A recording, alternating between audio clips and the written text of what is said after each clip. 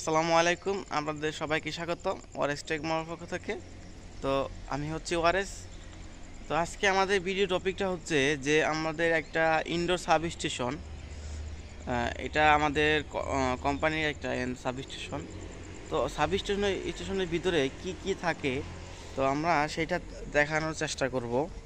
তো এটা হচ্ছে আমাদের অ্যাসিড প্লান্টের একটি আমাদের এইখানে ফিটকিরি তৈরি হয়। আমরা এখন আপনাদেরকে এই সাব স্টেশন খুলে দেখাবো যে এর ভিতরে কি কি রয়েছে। আপনারা দেখতে পাচ্ছেন আমরা আমাদের এমসিসি রুমে এসে পড়েছি। আমাদেরকে পার্ট বাই পার্ট ভিডিও করে দেখাবো যে একটা কোম্পানিতে কি কি প্রয়োজন হয়, কি কি থাকে। তো আমি যদি এখানে আপনাদেরকে দেখাই, ব্যাক ক্যামেরা দিয়ে দেখাই, এটা হচ্ছে আমাদের এমসিসি প্যানেল। হচ্ছে আমাদের এমসিসি প্যানেল। তো এইখানে আমাদের যে মোটর বা লোডগুলো আছে, induction load, adjuster fan, blower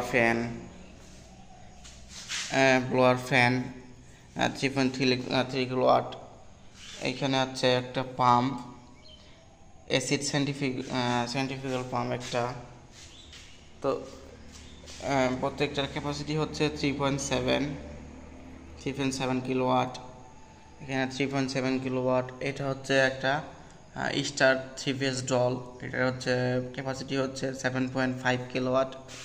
তো এইখানে আমাদের এমসিসি প্যানেলে যেগুলো দেখতে পাচ্ছেন এই সবগুলো হচ্ছে আমাদের ডল কানেকশন করা। আমি যদি একটা ভিতর থেকে খুলে দেখাই তো আপনারা দেখতে পারবেন। এখানে দেখছেন এই হচ্ছে আমাদের ম্যাগনেটিক কন্ট্যাক্টর। তো এইখান থেকে আমরা কন্ট্রোল করতে পারি, এবং যে মোটরটা যেখানে আছে সেইখান থেকেও আমরা ম্যানুয়ালি কন্ট্রোল করতে পারি। তো এইটা হচ্ছে আমাদের যে কন্ট্যাক্ট পয়েন্ট, মানে ফিউজ। এইখানে HRC ফিউজ দেওয়া আছে, মেড ইন ইন্ডিয়া। তো এইগুলো হচ্ছে HRC ফিউজ।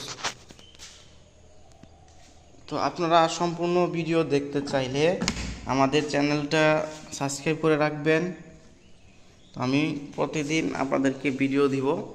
তো এই এমসিসি প্যানেল সম্পর্কে আপনাদের সম্পূর্ণ ধারণা হয়ে যাবে, একটা প্যানেল বোর্ডে কী কী থাকে এটা ধারণা হয়ে যাবে। তো ভিডিওটা এই পর্যন্তই। ভিডিওটিতে লাইক করে দিবেন, শেয়ার করে দিবেন, সাবস্ক্রাইব করে দিবেন। সো আসসালামু আলাইকুম, ধন্যবাদ সবাইকে।